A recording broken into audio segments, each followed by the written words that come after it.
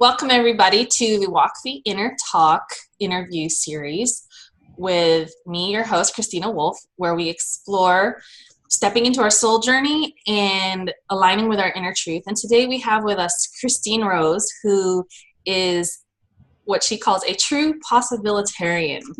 And she has over 25 years experience in marketing, sales, and public relations with large multinational companies.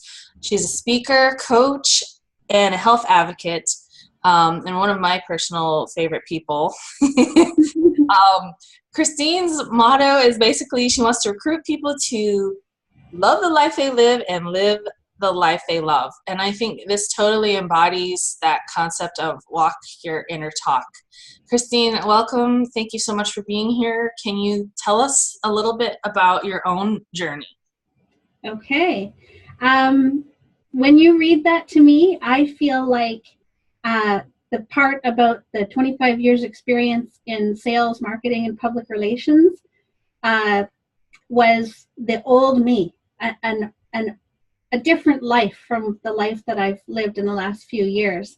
And the reason why is because when I was living that life in sales and marketing and public relations and working for big companies and so on, I wasn't truly who I truly am inside, who I was born to be, in that bundle of infinite energy and potential that we all are when we're born. And then we go through all this conditioning and belief systems and programming, and we learn from our parents, and we get sort of indoctrinated into religion and politics and the way the world operates, and you must have a job, and you must measure up, and you must, make an income, and you need to support your family, and you've got to be a good mom, and so we have all these different roles and things that we, I'll say play, but we're not really. What the Toltecs say is like domestication. You're exactly.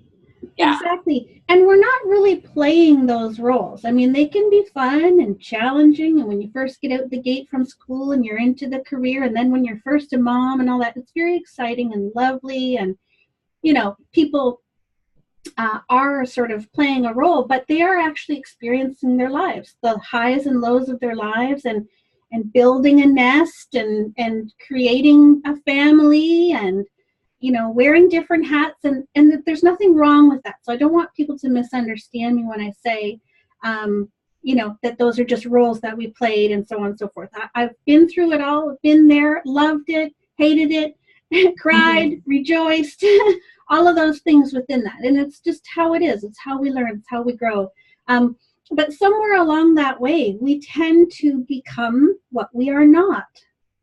And so yes, we become things that we truly are, but more often than not, we also, every single one of us becomes people, patterns, programming, conditioning, and all of those things, which we inherently actually are not. And it's the way that the culture is set up. It's the way that the rules are played. It's the way that, we believe things are true that actually aren't even really true, even about ourselves, even about our own bodies and the way that we're hooked up and the synaptic pathways, and it's all connected. And so when we're born, if we learn from our parents and we take a particular viewpoint and we go along that route, it may not have been our own viewpoint had our parents not taken us on that path, down that journey. And so that's what I really want to get to with people, and where I've been the last few years is actually, what is my personal truth? I mean, because there is no truth. There's no truth per se, right? There's not one truth that everybody agrees upon or participates in and all of that. But there are individual truths that are true to our own unique soul journeys. And and over time, what I'm saying is that people, most people, tend to cleave apart from that original soul journey into whatever else they've been thrown into during the course of their life, and the things that they've accepted as truth. Yeah. Maybe it's not really the real truth about who they are. So does that make sense? Absolutely. Like, just so many, there's so many things I was like, oh, we could talk about that, we could talk about that, we could talk about that. But yeah, the piece about playing the roles, absolutely. You know, we're taught, get up, go to school, work hard, you must earn your keep. These are like stories that create an energetic pattern over time. And I kind of, maybe it's a very strong word, but I consider it a form of mental slavery, because you're taught from a very early age, like, I need to get a job and then go to work and create all these bills. And when you say society sort of creates that for us, well, they do. Like, you have to pay for your food, you have to pay for your electricity, you have to. So these are all these constructs in our society that keep us in that mindset of being distracted and playing this role, rather than saying, what am I really here to do? So if you're so busy over here worrying about paying your mortgage or whatever, owing bills and those sort of things, you're not over here really thinking, like, on a very basic level, how am I affecting other people? How am I serving? How am I living my truth? How am I making those conscious daily choices to, you know, be an integrous person? Or, you know, so, and it's funny when you say, yeah, we're living out all of these roles, and that we are really creating our lives. But I would say, for me, some of the I've discovered, or some of my life choices, were to help others basically go from a very difficult, dysfunctional place with absolute lack of judgment, and help build them, heal them to where, you know, they can reach their own potential. And you wouldn't think it, but I was in law enforcement for 10 years. And who best needs your help than people who are in, you know, very low resonating places, like, you know, they're in jail, they're, you know, I inadvertently was able to fulfill that archetype in that, the choices that we make, you know. So, you know, or the warrior archetype, you know, you're protecting others, you're an advocate for abused children, whatever, you know. So then, you know, after you've gone through all that domestication, inevitably you go, but I don't feel fulfilled. Right. So what do you do when you get to that place? Talk to me about your journey there and what shifts you ended up taking. Okay. So, and we'll just use what you just described as the perfect example, because what you were getting to was that we sort of cover up our true potential. You mentioned distracted, and we're paying bills, and now we're in survival mode, and then we're doing all these other roles and things, and we think we're serving a purpose of helping other people or contributing in some way, and we are. I'm not discrediting that. We are doing those things, but we are doing them within a program that society set up that came from outside of us. It came from out there, and we participated in it and had really no other choice as children than to learn and grow within that paradigm. And so we become distracted. We become cut off from our true inner source of power and self and energy, vibrance, wisdom, intuition. Like, think about the medical field, where well, you don't know anything about your body and what's good for you. You have to go to a professional for them to tell you what's right for you. And bullshit. I disagree with that completely. Total bullshit. Like, completely. Yeah. So what we're talking about is not only on a physical level, on an energetic level, our energy, our happiness, our joy is being compromised via distraction and stress and worry and performance and measuring up and all of the ways that we evaluate ourselves and other people evaluate us, which is a very key piece. It's actually the hardest piece to let go of. It's the hardest piece to let go of because it's the most ingrained piece in all of us, in our psyches, as far as who are we and how do we measure up Yes, I was just mentioning this where we say, like, Yeah. who does more? If you're, I had this story in my head, like, oh, Yeah. if I'm not working really hard, I'm lazy. Yes. And, I became a huge workaholic. And that robbed me of the ability to sit in my backyard and enjoy dragonflies flying around, But it's I do that know. basic joy that gives you the true fulfillment. Yeah. Yeah. Yeah. And as you know, I just spent the better part of 2 years sitting in my backyard watching those damn dragonflies and playing with them and really being present, really But you being had to my get to that own place present. where the story of I shouldn't be doing this. Yes. This is bad. I should. I'm lazy. Yes. All that has to go away. Yes. Well, it doesn't.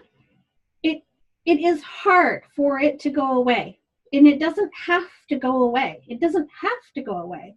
We need to access our own inner source and disregard all the ways that we've been distracted and participated and put upon, and expectations is a big part of it, of others and of ourselves. Yeah.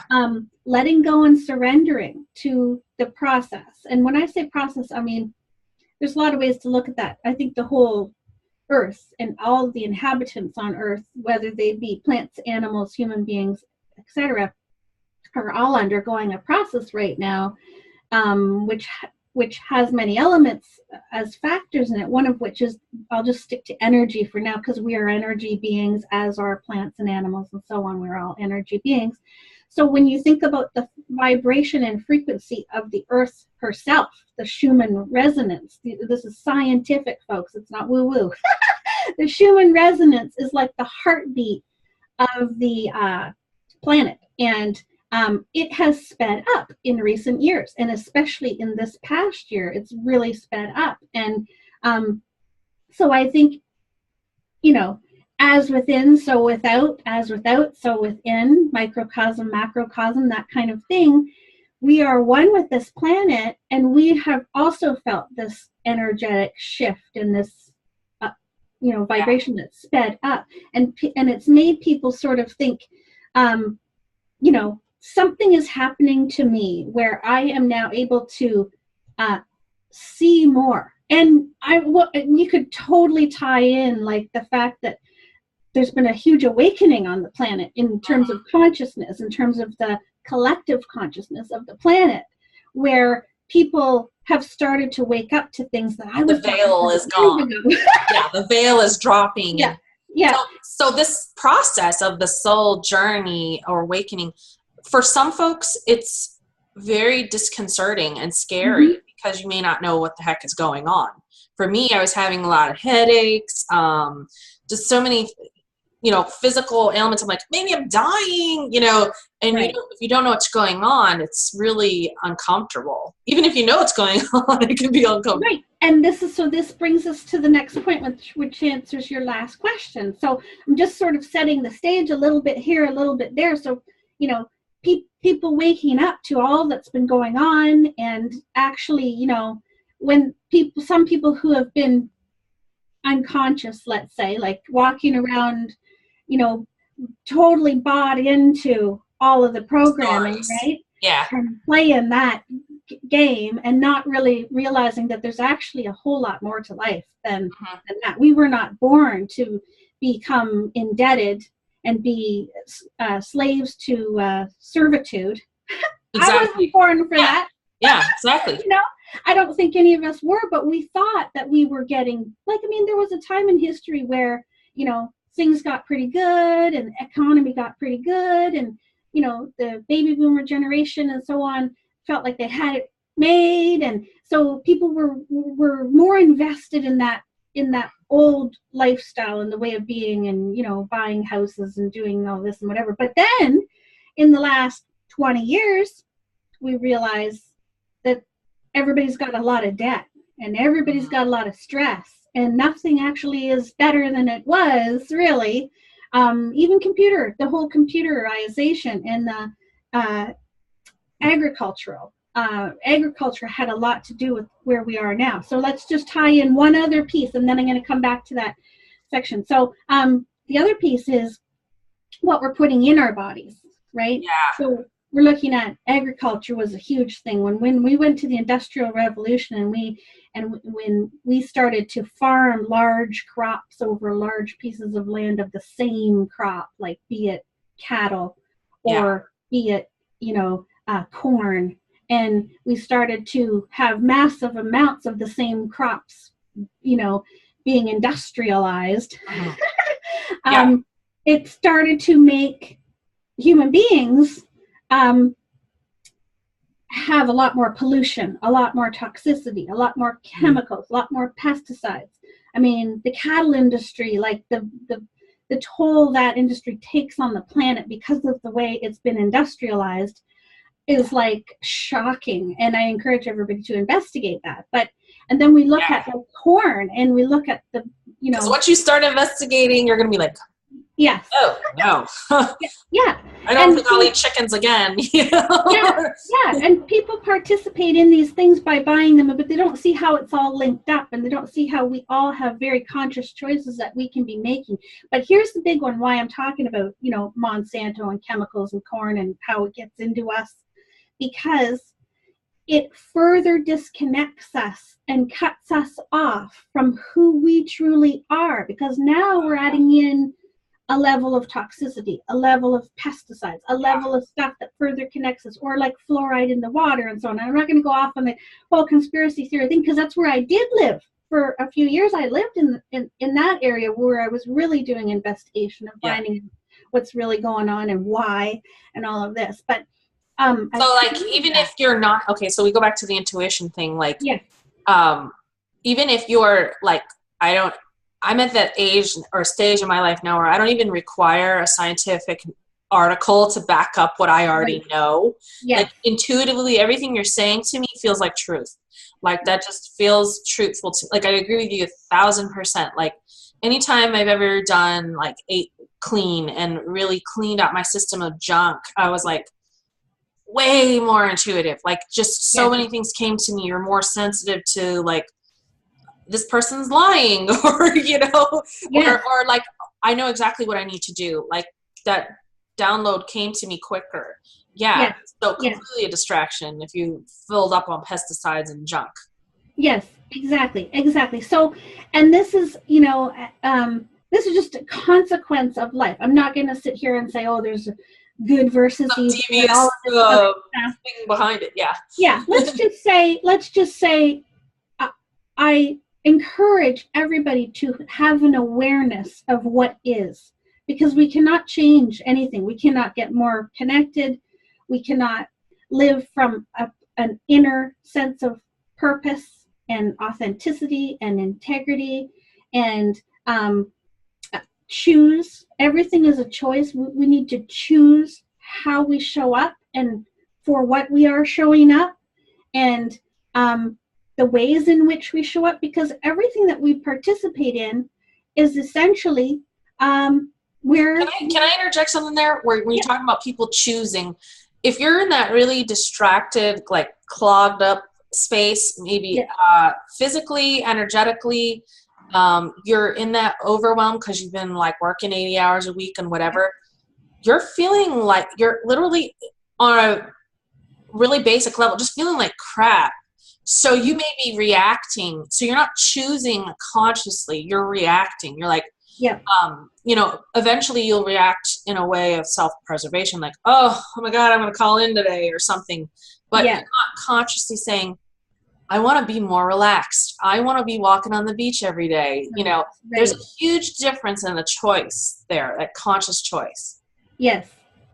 And so this is where the awareness is the key. So I'm not saying to people, you need to, find out everything that you can about what's really going on or whatever, but just to become your own health advocate and choose to connect internally at whatever way you can, whatever level you can, and start to make small changes to what you're participating in, and why would you show up for that if it doesn't really serve you, or and it may be something like, I just know when I don't eat corn, I feel better. You know, Yeah. like Yeah. at a very basic level, like, okay, well, Mhm. it doesn't matter why, I just feel better, so I don't need to do it. You know? Right. Right. And we are, every one of us, intuitive Mm-hmm. by nature. And so, like you said, it's a process of uncovering that by allowing ourselves the freedom to get in touch with our inner guidance system and to actually listen, irregardless of what others have as expectations for us. Mm-hmm. And so it really is And I will say this too. We are in, like Robin Sharma refers to it, the age of epic distractions. yes, So if it's difficult, it's almost more difficult to live a conscious life. Like yeah. everything is designed in a way, whether it's calculated or not, Mm-hmm. to keep you from this present space. Mm-hmm. You know, Oh yeah. and so if you're like, why can't I eat right? Why, you know, like don't get into the meaning making around why it's so hard. Just to understand that like you're just doing what every other human is naturally responding to. Like it's Yeah. really hard to get off your cell phone. It's really hard to, because it feeds that addictive part of your brain, and Mm-hmm. you know, so many things are just designed to pull your attention elsewhere from Mm-hmm. that within, you know, that present centered self. Yes. Yeah, you know what I'm saying. Oh yes. Yes. Yes. And it's only getting worse because Yeah. the technology is advancing in ways that are very harmful to human beings. So, you know, you mentioned the cell phone, the radiation from the cell phone and the microwaves and so on. Well, we're moving into technology now that hasn't been tested on human beings, and technology that we already know is not healthy for human beings, but we're taking it to the next level.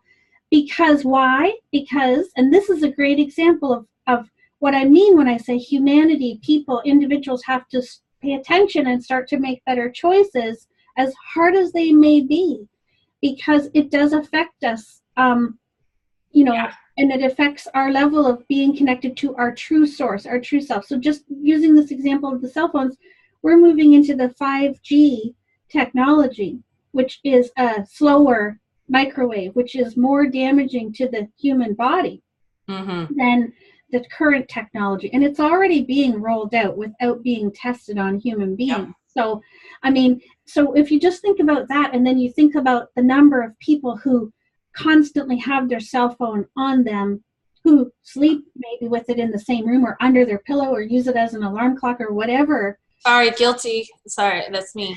Cut it out. I know. I know. Cut Well, it and I was gonna out. say, like, there's okay, so when you're in that quote rat race, Yeah. there is a moment where you disregard that idea, like, oh, I shouldn't do this because there's a need for this technology. Like I need it for my alarm clock. I need it to get up so I can go to Yeah. work. Da, da, da, da, da, da. Well, and this is how they put it on us, because Mm-hmm. service is too slow. I don't have enough coverage. I can't get my damn cell phone at the cottage. You know, like they're saying they're keeping And up with demand. everyone else has a cell phone, so now I Yeah. have to buy into this nonsense. Well, yeah, and but the companies that are putting Yeah. in the 5G technology are keeping up with demand that we demanded, that we want. So we need to have constant access to everything and do we really need that? Do we really need that constant access to everything? Or maybe we should just, you know, take a I think 5-year period. I think us in our age group are in a unique place because we lived without cell phones. Yes. I mean, I was like, cell phones didn't come out till I was like in my mid-20s, maybe. Mm-hmm. You know, I got my first one when I was like 24, 25. Yeah. So I'm thinking, how the heck did we live all those years just fine without all this technology? You know, Right. and even the internet. Think about that. The internet, like that was the 90s. You Yeah. know. I remember getting my first email account, you know, and there's this whole generation of kids coming in that are just like on, you know, we came in like Windows XP and they're on Windows 10 already. And, Yeah. you know, they're downloading this stuff like, but their ability to get what we're saying is so much like, you know, my son, he's 15, and some of the comments that he makes, I'm like, you're a wise old soul. Like, you really, like, just how do you already get it? You know what I mean? Yeah. Yeah. It's just like they already get it. So anyway, that was a little rabbit hole, but go ahead. Well, so I was just going to say, why can't we just take 5 years and do a human study on this technology and how it affects human beings, and whether it's actually good for us in terms of, I can download things fast at the cottage. Mm-hmm. Or, well, we're in a very corporate place where that would cut into their profits, and exactly, it's profit. They would not want that to happen. Even if it's harmful, they don't want us to know that. Right, and they want to be first. Mm-hmm. Because if XYZ company doesn't put in that 5G technology and be the fastest, ABC company is going to do it. So rather than actually see if it's a good idea, greed. Oh, they know it's not a good idea. They absolutely know it's not a good idea. They know it's harmful, and there's a disregard there. And I'm going to make that assumption. I'll have a very forceful opinion about that. I think there's a disregard there. They know it's harmful to humans, and they don't care.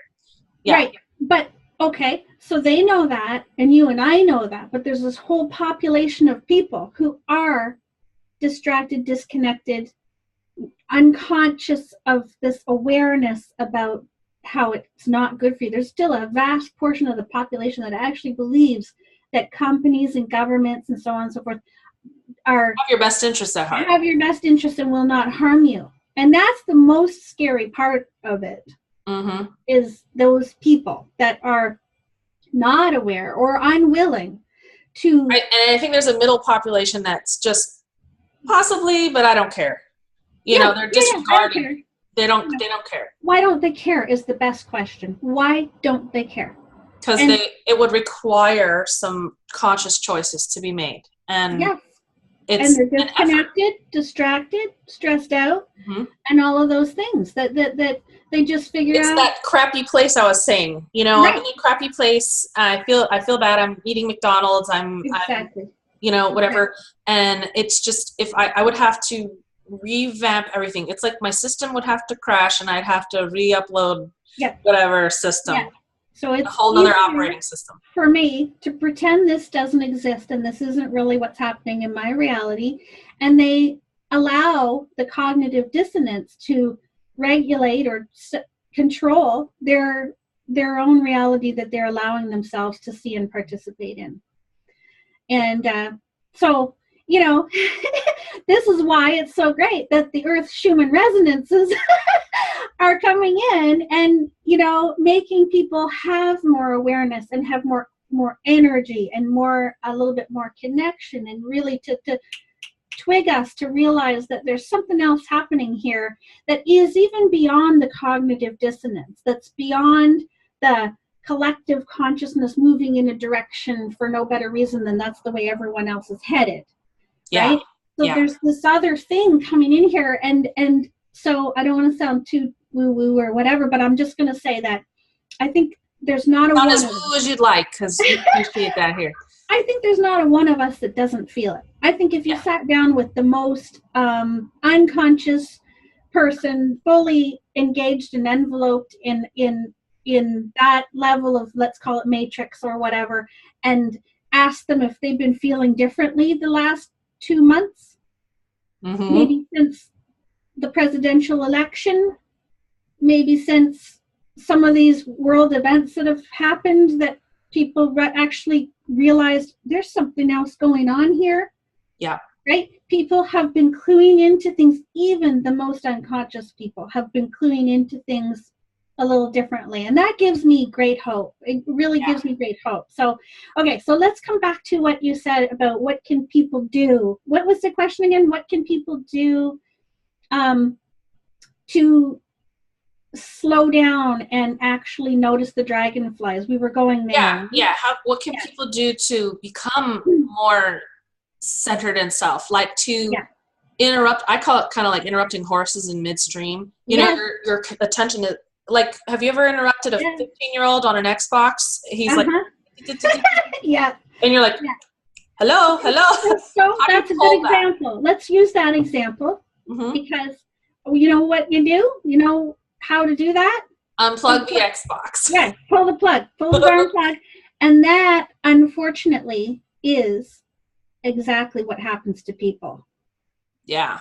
Right? Yeah. Like, you know, usually, and it's sad, but it doesn't matter what it is, because this is the herd mentality. This is the hive mind, right? We've all been conditioned to be programmed within that, and part of that. And then before we know it, we've got all this debt, so we have to participate, right? Because Right. we can't just like quit our job and so it let me doesn't say this. disappear. You're one of those people, like, and I've always said this, like, you're one of those people who's like a catalyst, you know. Yeah. You're the person who pulls the plug, you know. Yes. and, well, and yes and no, because so this is what I was getting at, is that what happens to people that, like, so again, I'm going to go a little bit woo woo, but like, I believe that our higher self, or our highest version of us, when we are tapped in and when we are in alignment with our inner guidance system, our inner source, and we're using our intuition and we're tuned up a little bit better, we're keeping our vessel clean, we're, you know, getting some exercise, we're cutting out the distractions, we're trying to participate in things that light us up as much as the things that we have to do to survive and pay the mortgage and all of that stuff. But what happens is, sadly, for the vast majority of people, is that their health will falter. They'll have a heart attack. They'll have a scare. They'll lose a loved one. They'll all of a sudden, you know, not be allowed to eat the way they've been eating because they're on a special diet now, or medication or whatever that doesn't allow for that. And or, you know, they'll be incapacitated in some way, whether that means that they have a car accident and break their legs, or you know, they're sort of forced to make some conscious choices at that point. Yeah, because life, our higher self, is going to show up for us and create a situation that forces us to sit still. Yeah. That forces us to slow down. And if we don't consciously do it for ourselves, something will come along. Let me just say, I did this because I was getting migraines. I was getting I was feeling so just like the workplace that I was in, you know, was just so toxic to me. I was like, if I don't pull the plug, it's going to get pulled for me, and not in a way that I like. Exactly. So even though it didn't make sense, maybe the logic wasn't there or whatever, I was really called to say, nope, I'm done with this. I'm done. Like, it's killing my soul. At what cost to your spirit do you continue to stay in something that feels toxic? You know, or you know, you should be making this conscious choice. We always talk about how, you know, the source whispers to you, and if you don't listen, it's going to bash you over the head. And that's, you're talking about some major illness, you know, whatever. And I think for me, my wake-up call was the doctor telling me, I'm headed for diabetes and I'm getting migraines. And, you know, so this is, I never look at it as my body falling apart. I look at it as, this is a messenger, and I need to listen. How much I listen to that message is up to me. Right.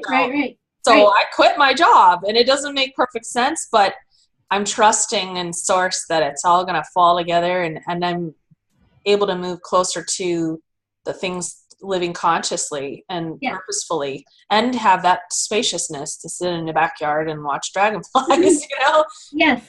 And you are consciously aware that, you know, you don't need to know the how. Yes, absolutely. You don't need to know the how. And the how even looks, you know, maybe to your parents or to your husband or whoever. The how might look like, what the hell is she doing? Like, what is she doing? Quitting her job and doing this. But for somebody like you that's intuitive and that you just know, okay, I've been banging my head against this wall for a while. It doesn't feel good anymore. I know I got to make a change. A way presents itself slightly. I'm going to go in that direction because that direction lights me up, makes me feel good, makes me feel like I can now be creative again and communicate again. And it's not, my energy is not blocked anymore from whatever was going on. So I'm going to step into that. And that might look totally messy, and it may be a short time thing, but it gets you on the path of where the other stuff can now bloom from. It's just like a window into this other world, basically. That's the way I look at it. You're getting in the energetic flow of it. Mm-hmm. So the how will open up for you because you're in the flow of it. You're not putting blocks in the way of it. Yeah. And it's never going to look the way you thought it would. Never. So, like, you know, control. There's no real control over anything. I always tell people, and let me say this, when I tell folks, you know, hey, I've decided, I made this choice, I'm going to do this. And I'm really proud of myself because it feels like a really brave, courageous thing to do. So honoring. To unplug from the matrix, you know, really, and just say, you can do this. Because I was reading this article last night on Facebook, of all things, and it was talking about baby boomers and millennials and us sandwiched generation, the Generation X. And it painted this like really abysmal picture of where, you know, 66% of women feel really unhappy, blah, blah, blah, all this other stuff. And I was like, that doesn't feel like, I don't buy into that. I'm not buying into that. I'm like, only if you're not making these choices, you know, like it was stuff like they don't have enough savings. And if they do have enough savings, they still feel stressed out, you know, like that's that domestication. And I was like, all I kept thinking about was, what do people live for? They live for retirement. So they can do what? Go sit on the beach and do nothing. Well, you can sit on the beach and do nothing right now. Exactly. You know? Oh, I tested it out. I tested it out. Yep.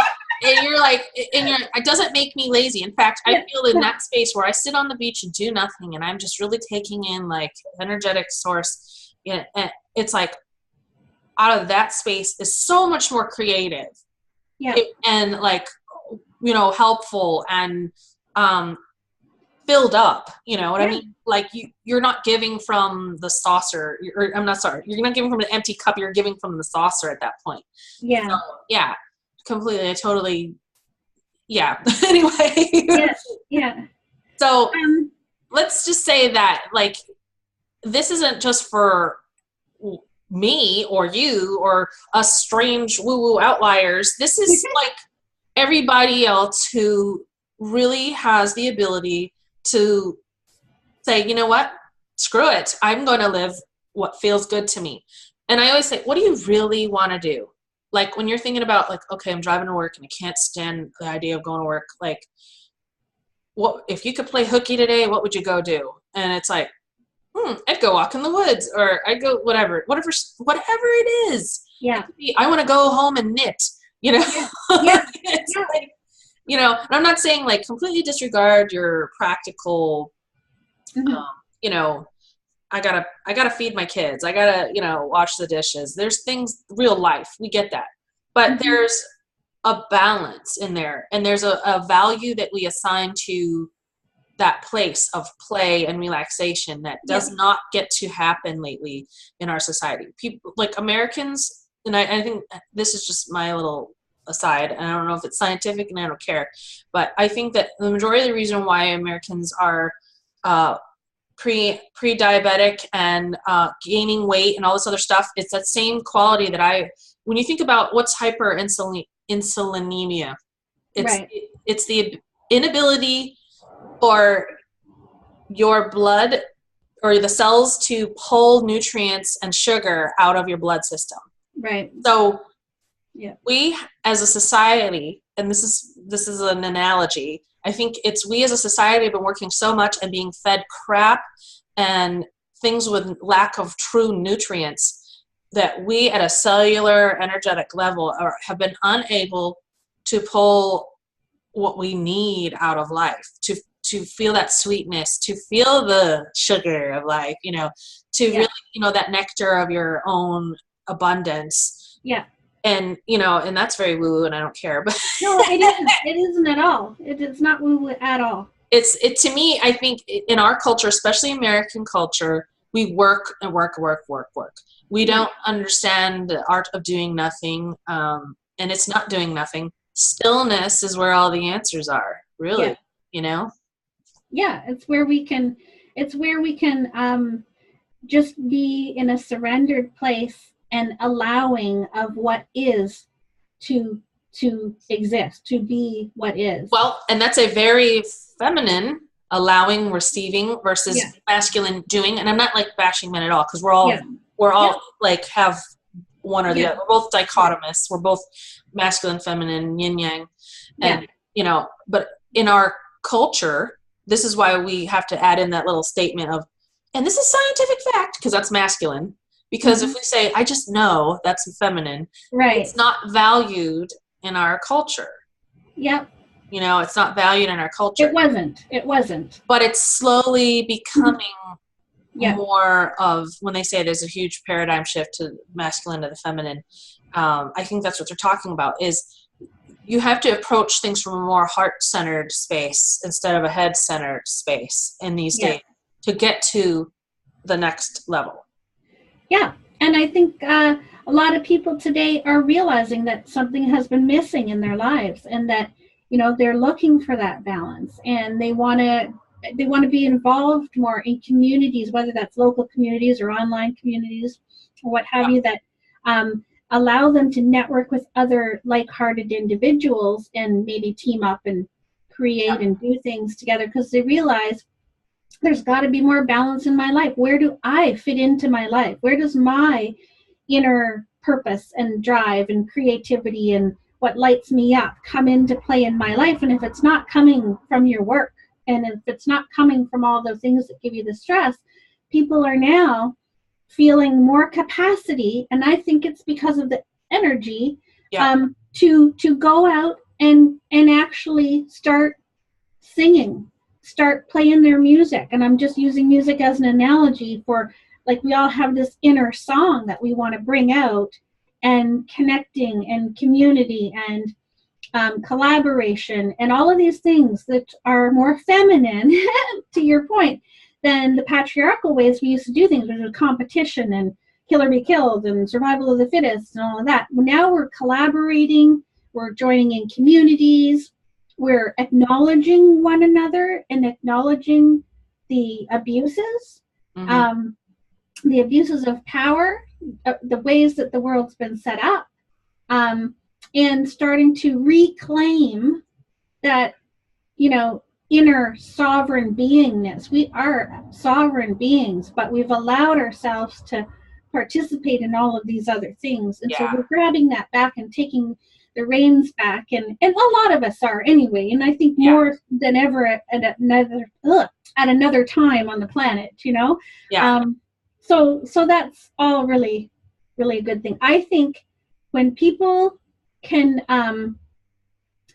just begin right where you are to acknowledge what is in your life, take stock, like, you know, when you have a decision to make and you make a pro and con list, think of it like that, and sort of map out the pros and cons in your life and see where your inner song fits into that music score. Even if it doesn't make sense, like, you know, don't let that voice of, oh, what will my mom think? Oh, what will my husband think? Oh, let it go. Like, if judgment wasn't an issue, you know, just do it.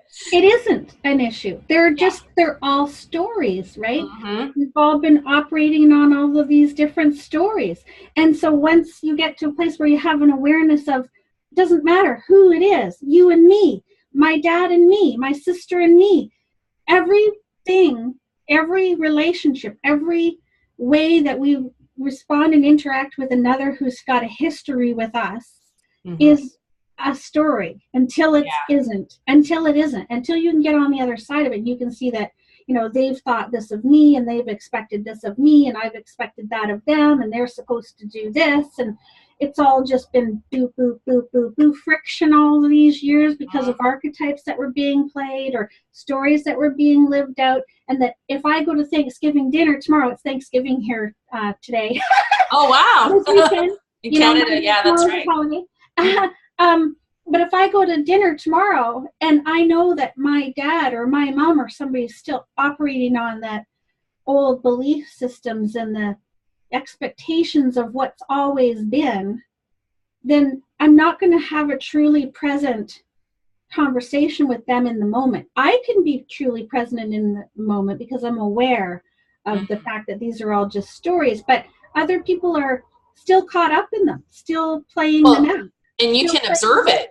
You can observe it, and then, like, you know, you've mentioned to me before, like, be from a neutral place. Like, I'm not going to let them trigger me and just witness that, okay, they're reacting this way because of this story. And yes, but it's not true. It is just a story. And so to the point that we're making right here today, the expectations of others don't really matter when it comes down to sharing our own music and sharing our own song. Because, you know, we can come to the dinner table and be fully present in who we are and know what we're doing. And other people are always going to still come at you with whatever they believe you are or whatever they want to see from you and whatever. But we can choose whether we want to respond to that and fall back into that pattern, or whether we just want to see it for what it is and present something new or whatever. But we no longer have to play the roles that were expected of us throughout our lives. And it's very liberating. This is liberating, and that's what we're talking about. We're talking about freedom. Yes. We are talking about getting free and being who we really are, our inner song, and letting that play out on the world stage. And so when we know that, nothing has a hold on us anymore. Not a job, not a role. Like, you left your job that you just left. You left that a long time ago. It was just the physicalness of actually exiting from it that was still hanging on like residual debris, right? But you had left it a while before.